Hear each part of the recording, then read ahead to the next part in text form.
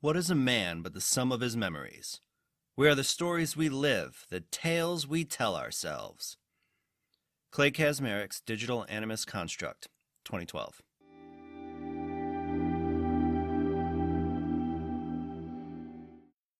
Hello, and welcome to Visions of the Past. My name is Andrew, and I am the host of this Assassin's Creed lore podcast. This is episode 55, and today we're going to talk about Subject 16 himself, Clay Kaczmarek. Within the series, Clay is first mentioned within Assassin's Creed as Subject 16. Within Assassin's Creed 2, Clay's voice can be heard, and in Brotherhood, he is shown as a digital avatar, where he is voiced by Cam Clark. The closest thing to a true appearance is in Assassin's Creed Revelations, where his AI construct is modeled after and voiced by Graham Cuthbertson. The last place where Clay is mentioned is in Assassin's Creed 4, Black Flag, where he's mentioned in a message from Desmond Miles. Clay was born sometime in 1982 to Harold Kaczmarek and his unknown wife. Eventually, a rift grew between father and son as Clay aspired to be more than what his father had wished for him. One of the incidents that caused this rift was Clay's entrance to an unknown college's engineering program, while his father was disappointed that it was not a top-tier institution. The reaction of Harold led Clay to secretly begin to visit a psychiatrist. Around 2007, Clay was approached by William Miles with an offer to join the Assassin Brotherhood. Clay ended up joining after this offer, and a psychiatrist noticed improvements in his behavior, attitude, and his outlook on life during a session in August 2007. Around September 2007, Clay quit working for his father and limited contact with Harold, even occasionally sending him money to support the family after Harold's business suffered during the Great Recession of 2007 to 2009. Harold soon became overdependent on this, though, driving both Clay and his wife away from him, leaving Harold on his own. Sometime in 2010, Clay was assigned to infiltrate Abstergo Industries. The main goal of this assignment was for Clay to access the computer of Abstergo's CEO, Alan Ricken, and uncover details of the Animus project. Clay did end up finding a briefing on the lab's progress that was dated January 2008 that named Warren Vidic as the project's lead, and that the location of this lab was in the Vatican City, within Rome, Italy. Finding this briefing spurred the assassins to plant Clay deeper into Abstergo. This time, though, he would be a test subject of the Animus project, assured that when the time came, Lucy Stillman, another member of the Assassin Brotherhood, who was already a mole within the project, would aid his escape, and Clay agreed to this mission. On February 1st, 2011, Clay was captured by Abstergo's Lineage Discovery and Acquisition Division and brought into the Animus project as its 16th subject. Held within the facility that Clay revealed to the assassins, Dr. Vidic had forced him to relive the memories of his ancestors, one of which was Ezio Auditore da Firenze, for dangerous amounts of time. Clay soon found that Dr. Vidic was focused on finding an artifact known as the Apple of Eden, and when he asked about it, Dr. Vidic responded that Clay could not reasonably expect to be released if he knew what they were looking for. During this time, Clay received a message from William Miles, reminding him to focus on his task, and that when the time came, Lucy would get him out of Abstergo, reminding him that they were a team. Eventually, though, Clay discovered that the real purpose of the Animus project was to retrieve a new artifact to power the Abstergo satellite. After finding this out, Clay decided that it was time to get out of Abstergo.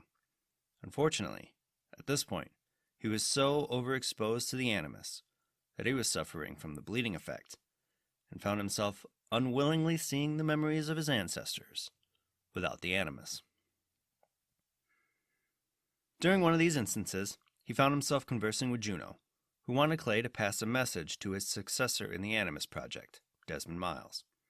After Clay refused, Juno explained that the years that Lucy spent away from the assassins to better infiltrate the Templars actually turned her against the assassins, and that her mission was to aid the assassins' discovery of the apple and then return it to the Templars for the Abstergo satellite. Learning this shocked Clay and brought him to realize that he needed to pass along the message that Juno wanted him to. Once Lucy learned that Clay knew her true intentions, she attempted to explain her actions and that William Miles and the rest of the assassins didn't really care for the lives they destroyed in the pursuit of their goals, but the Templars do. Knowing that she couldn't persuade him to the Templars, Lucy stated that she would still keep the promise she made to protect Clay.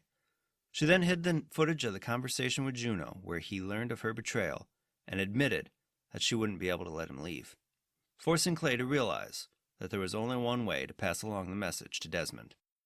For weeks, Clay planned his suicide, biding his time and preparing his message, all while enduring the sessions in the Animus, where Dr. Vidic searched for the Apple of Eden. Eventually, Clay did create an AI construct of himself and placed it within the Animus's memory core. Hacking the Animus at night, he split a message into 20 glyphs around Ezio Auditore's time in Italy, and 10 other rifts that he placed within the city of Rome, and sent one final email to his father. After placing this construct, Clay committed suicide on August 8, 2012, and used his blood to paint cryptic messages in the rooms where he participated in the Animus Project, with the hope that Desmond would recover the message that he passed on in death. Once Abstergo found his body, they dumped it in the Tiber River in Rome. Eventually, Desmond did find the cryptic messages in the rooms of the Animus Project, and after decrypting the 20 glyph files, Desmond found a genetic memory that showed Adam and Eve free-running through the Isu city of Eden with an Apple of Eden in hand. After that, Desmond then found the 10 rifts within Rome, and after decrypting them, Desmond found an executable file that led him to find a wireframe model of Clay that told Desmond that he had to find a descendant of Eve, and that her DNA was the key, and that he would be with Desmond until the end, and to find him in the darkness. Eventually, Desmond found the Apple of Eden that Ezio had during his life, and fell into a coma after killing Lucy. When Desmond woke, he was greeted by the digital construct that Clay put into the Animus. The construct of Clay informed Desmond that he was in the Animus, and to escape, he needed to create a sync nexus and separate his memories from those of Ezio Auditore and Altair ibn Ahad. While Desmond worked to do this, Clay created the entries to the Animus database, even creating one for himself, where he told Desmond his name and how they shared Ezio as an ancestor. Desmond eventually got kicked out of the memories of Ezio, meeting Clay again, who told him that the Animus was going to resist his attempts to view Ezio's memories and pull him back to the simulated island that he's on, but that he was going to help prevent the Animus from noticing that he was wandering into partitions outside of his memory, to keep the Animus from concluding that Desmond was a virus in need of deleting. As Desmond advanced through the memories, Clay asked if he could leave the Animus with him. As Desmond declined, Clay admitted that it wasn't a surprise, wondering aloud if he had wasted his only chance. During a separate instance outside of Ezio's memories, Clay asked if Desmond regretted anything in his life, which Desmond stated that he'd wished he'd been more patient with his parents, and that things had turned out differently with Lucy. As Desmond finished Ezio's memories, the Animus began to delete everything in Desmond's memory partition. But before the Animus could delete Desmond, Clay grabbed onto him, imprinting his genetic memories, and threw him through the portal to the Sync Nexus, saving his life. Clay himself is an interesting character within Assassin's Creed. He's the character that showed the player that the world was completely different than what we thought. With the glyphs and the rifts, he showed us that so many things within history did not go down exactly as we thought they did. Once we finally get to meet him, he's an AI construct, and you can clearly tell that this construct was built by someone suffering from the bleeding effect. He's erratic, but at the same time still able to be sarcastic and witty, but completely driven to complete his mission. While Clay himself is a character that goes through his own change, being depressed and not knowing what to do with his father, and then meeting the assassins and completely turning himself around, almost to the point where he's dependent on it, he's one of those characters that's more of a means to an end. He's a character that leads our main character through to his journey. He's a mentor-type character that, while brief in time, he passes his knowledge of everything that he's seen on to Desmond. And without Clay, Desmond wouldn't have been able to get out of his coma, let alone complete his mission to save the world. It makes Clay this pivotal character within the series, even though we really don't see him outside of that element. The only thing that I really don't like about Clay's story is how we learned about him. Most of Clay's story is told within the Lost Archive DLC of Assassin's Creed Revelations. This DLC was like the Desmond missions within the main game, where we saw Desmond's early life going through first-person platforming sections.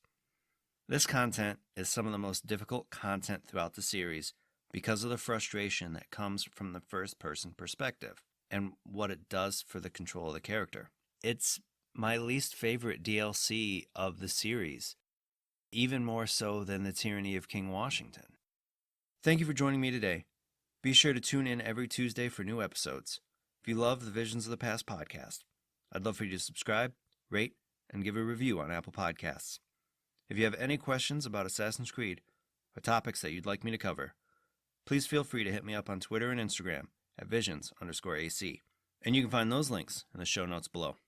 Until next time, my assassin friends, make sure to follow the Creed. And to those Templars listening, may the Father of Understanding guide you.